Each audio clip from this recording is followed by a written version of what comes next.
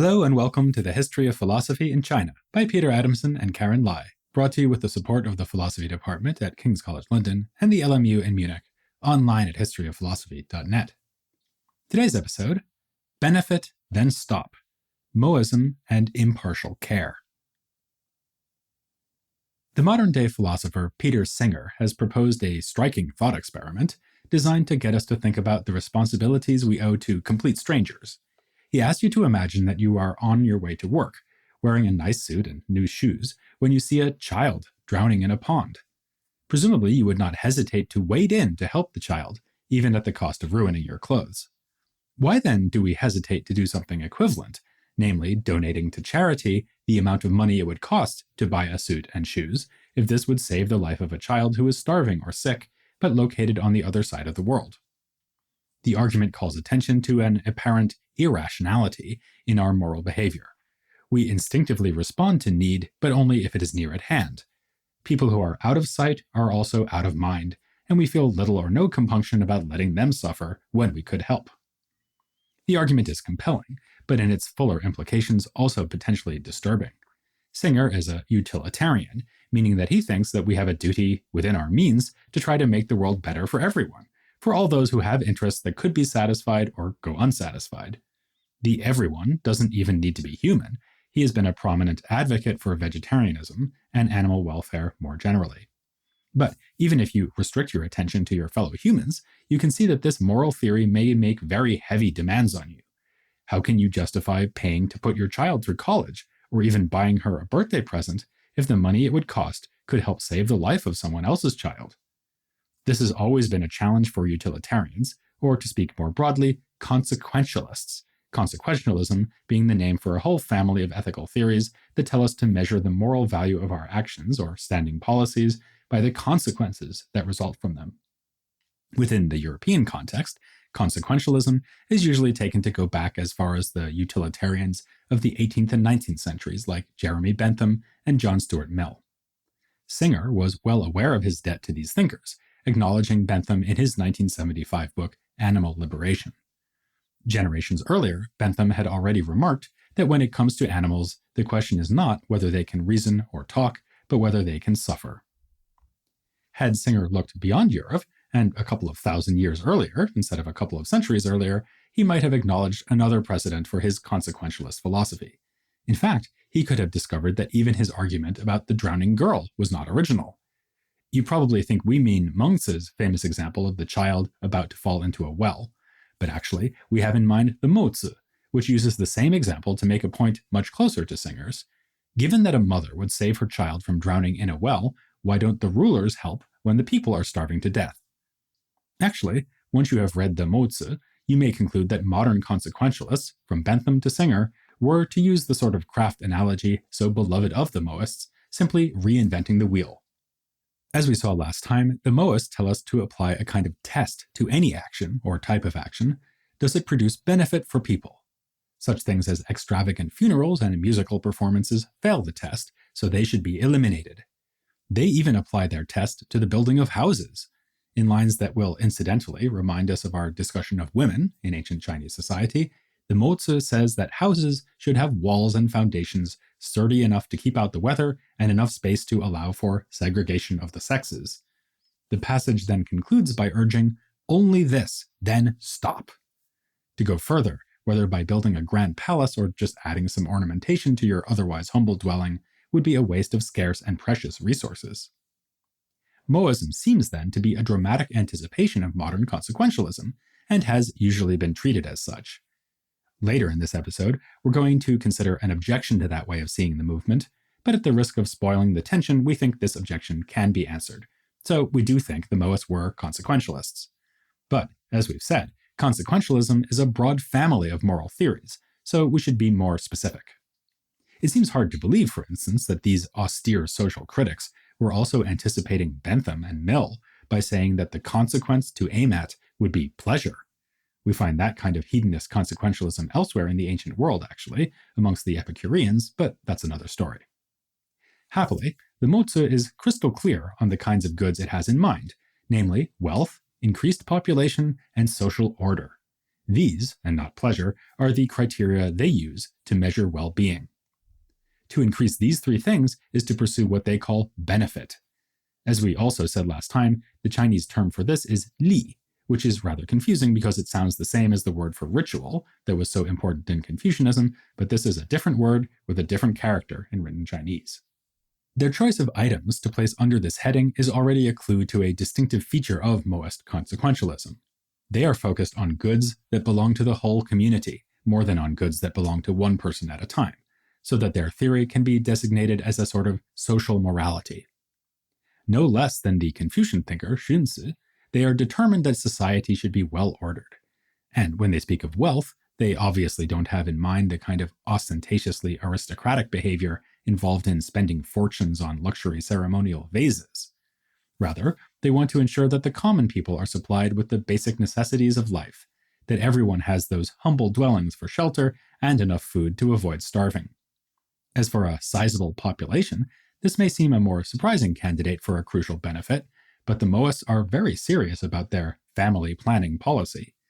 They tell us that the sage kings required men and women to marry at a relatively early age, a policy aimed at doubling the number of their subjects.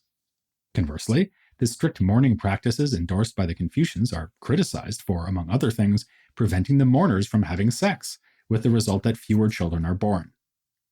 In any case, a large population is taken to be an intrinsic social good.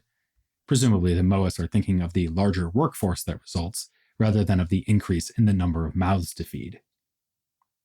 Another distinctive feature of Mohist ethics is its stress on the idea of impartiality. They frequently cite the principle jian, which is also the topic of one of the triads of the core text of the Mozi.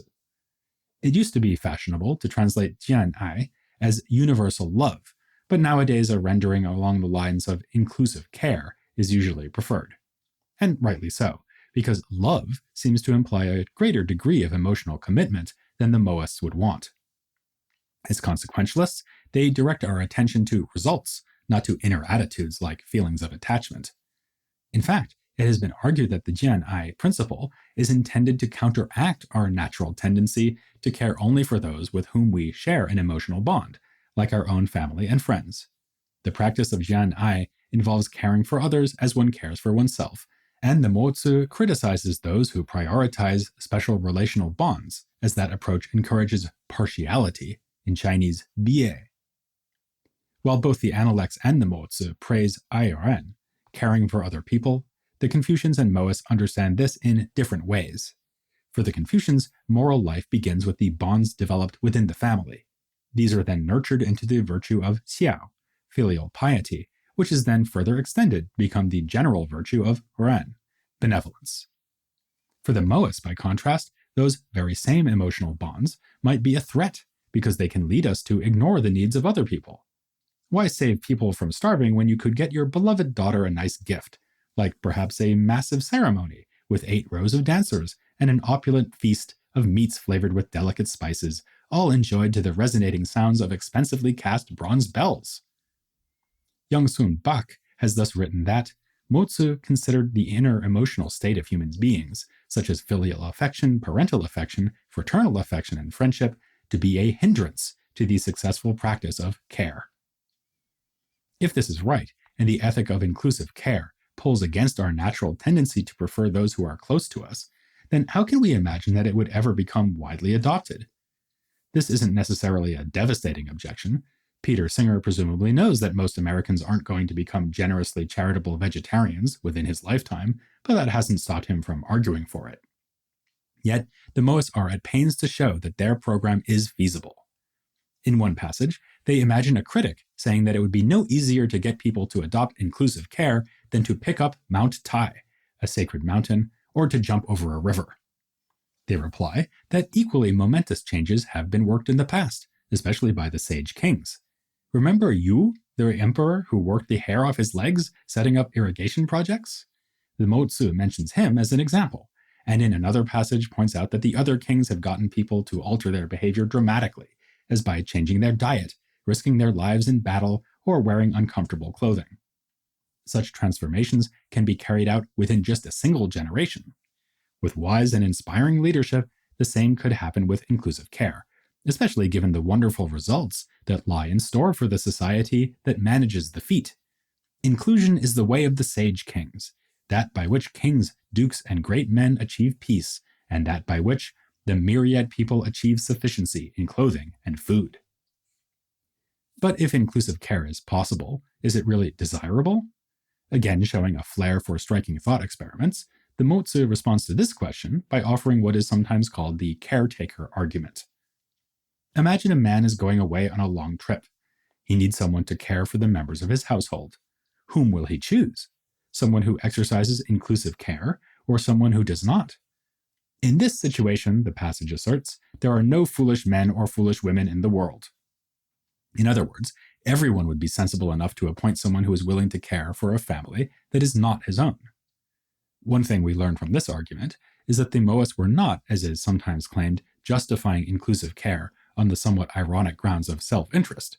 In other words, they were not depending on the claim that each of us would individually be better off if everyone would start caring for everyone else.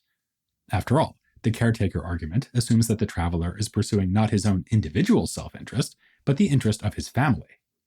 Insofar as self-interest is relevant here, that would have to include the interests of those who are dear to oneself. But hang on a second. Weren't the Mohists precisely saying that we should set aside the interests of ourselves and of our friends and family, looking instead to the interests of all? Certainly, this is what at least some of their contemporaries thought. As we'll see next time, Confucians polemicized against the Mohists for being so impartial in their care that they violated the moral duties that arise from partiality. For instance, the duty to look after your own father more than you would look after other people's fathers. This worry continues to bother scholars in the present. As David Wong has commented, if the Mohists cannot do justice to our intuition that we do have special reasons to prioritize the benefit of our families and friends over the benefit of total strangers, then their moral theory becomes simply irrelevant because no one would ever be willing to live by it. This is a version of the concern we raised at the start of this episode about Singer's drowning child argument. While it seems plausible that you should ruin your outfit to pull an unrelated child from the pond, it doesn't seem so plausible that you should give your own child nothing more than basic sustenance and use every resource that remains to supply sustenance to people you've never met. As we've said, one could bite the bullet here and say that even if people are in fact unlikely to rise to the demands of a thoroughgoing consequentialism, they still ought to do so. But this is not how the Mohists respond to the problem. To the contrary, they seem to agree with the Confucians that filial piety is important and valuable. Indeed, they exploit our antecedent commitment to such feelings of devotion when they are arguing for their theory. The caretaker argument is an example. The traveler should prefer an inclusively caring caretaker because the traveler wants his family to prosper in his absence. In a similar passage, the Mozi explicitly considers the objection that inclusive care is inconsistent with filial piety. It answers that if you really care about your own parents, you should be willing to take care of other people's parents because this will encourage other people to do the same for yours.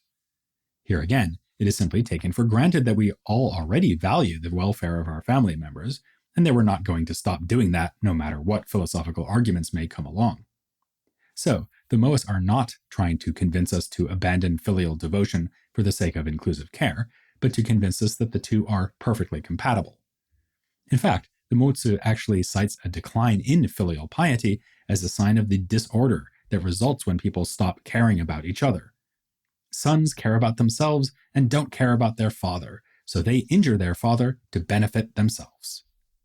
Not unlike Confucian benevolence, then, inclusive care seems to include filial piety. The upshot is that there would probably not be much difference between the actual practice of Mohists and Confucians when it comes to the treatment of their own families. If they did diverge, it would happen because of moral dilemmas, like the ones mentioned in the Analects and the Mengzi, where sons face the choice of whether to cover up for crimes committed by their fathers. Here, the Confucians say yes.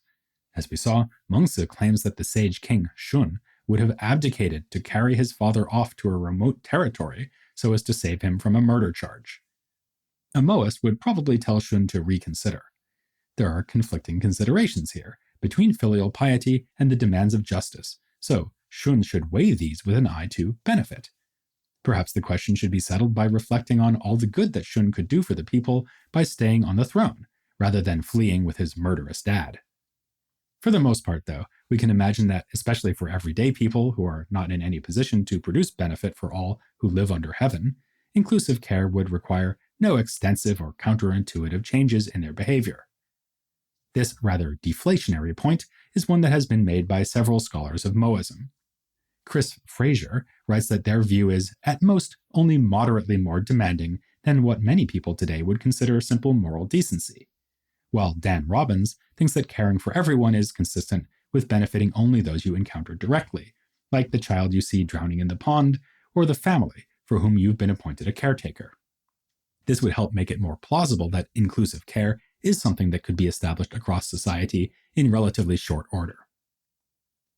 Now let's consider one final objection, the one we had in mind earlier when we mentioned that Mohism might not be a form of consequentialism after all. Certainly, they do keep pointing us towards consequences and often seem to treat them as the only decisive consideration, as when the Mozi says about music, does it benefit people? Then do it. Does it not benefit people? Then stop. But, as we said in the previous episode, they also pose another question, one that looks just as decisive. What does heaven intend for us to do? For example, Mozi also says, and this may sound familiar, what heaven desires, do it. What heaven doesn't desire, stop. It's clear enough that heaven intends whatever is beneficial, and that whatever is beneficial is what heaven intends. What's less clear is which of these is fundamental. As we also said in the previous episode, this problem is reminiscent of the Euthyphro dilemma, named after a Platonic dialogue in which it is asked whether the gods love things because they are pious, or vice versa. If the Mohists think that heaven intends things because they are beneficial, then they really are consequentialists.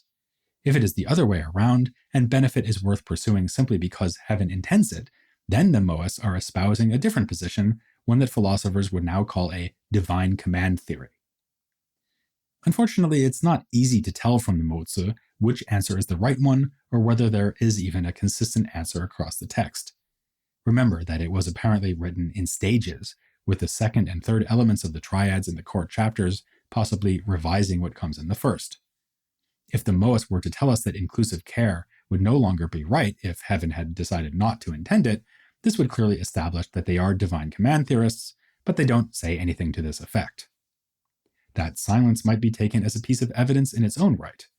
If the Mohists cannot even conceive of heaven intending anything but benefit, this may be because benefit is indeed ethically fundamental. Dirk Vorenkamp, who prefers this reading, puts the point as follows. In the final analysis, heaven is incidental to this ethical system because the final rationale justifying heaven's decree is the utility criterion. A subtle suggestion along these general lines has been put forward by Bradford Jean-Hyuk Kim.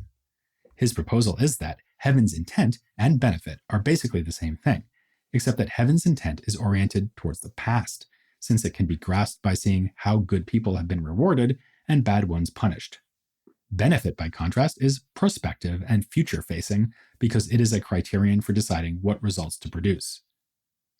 Though this is a difficult interpretive issue, we do take the Mohists to be genuine consequentialists and not divine command theorists. They envision heaven as a kind of deity who intervenes in human lives. That's in stark contrast to what we saw in Mengzi and Xunzi, for whom heaven is more an impersonal force that might be identified with fate. Still, there's never any suggestion that this deity might be arbitrarily determining the moral laws. Furthermore, we cannot help but be struck by the similarity between the Mozi's appeals to heaven and its talk of the sage kings. In some passages, it might even seem that we should adopt inclusive care, be frugal in expenditure, avoid warfare, and so on, simply because this is how the sage kings ruled. But no one would think the sage kings were deciding what is morally right and wrong. Of course, heaven outranks the sage kings. Presumably, they would themselves have seen it as a standard. Yet the parallel is a striking one. The function of heaven is like that of the sage kings. Both, through their ways of ruling, give us information about what they perceive to be right, not what they have dictated to be right. So now we should have a pretty good grasp of the overall outlines of the moral theory found in the Mozi. We've already seen in this episode that its theories make for a striking contrast with those of the Confucians, and this did not escape the attention of Confucian authors. In fact, they polemicized against the Mohists, even coupling Mozi with the supposedly self-interested hedonist Yang Tzu, as a pernicious influence on society, despite the fact that the philosophical positions of these two men seem diametrically opposed. So, what is the case for Confucianism in response to Mohism, and how might the Mohists respond? To find out, don't stop listening to the history of philosophy in China.